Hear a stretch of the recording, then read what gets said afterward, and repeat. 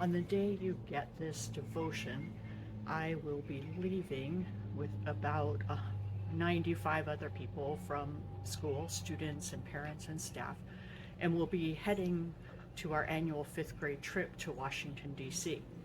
And as you can imagine, just from preparing for a trip for yourself, whether that's a business trip or a family vacation, preparing for a trip is a lot of work.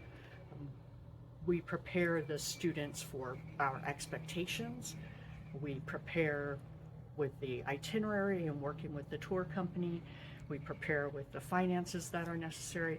But then we also have to prepare ourselves. We have to do our own packing and arranging of things at home so that we're ready for the trip.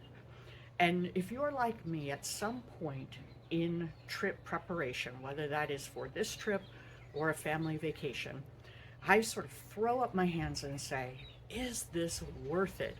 It's so much work, especially when I'm going on vacation. And I think I'm going to need a vacation just from preparing for my vacation. But there's a couple of verses in John 14 that tell us this. In my Father's house are many dwelling places. If it were not so, I would have told you, for I go to prepare a place for you. If I go and prepare a place for you, I will come again and receive you to myself, that where I am, there you may be also. Part of preparation is intention.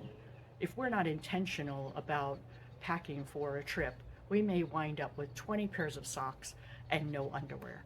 Or we may wind up with shorts and t-shirts in 43-degree weather. But Jesus tells us here that he is going to prepare a place for us. That is his intention. He's not haphazard about it. He is not doing it without planning. He is in heaven now preparing a place for us.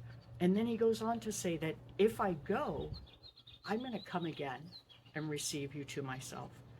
And sometimes I think on this journey that we call our faith journey, we sometimes feel like, is it worth it? Is the effort that I'm putting in going to be worth what I receive? And I believe when we keep our focus on the fact that Jesus is preparing a place for us, and that one day he's going to come again to take us to that place that he has intentionally prepared, there will be no doubt in our mind that this is worth it. When we go to Washington, D.C., and I hear the students' excitement as they first see the sights of the city that they've been studying about for this past year, I always feel like this was worth it. It was worth it to get their response.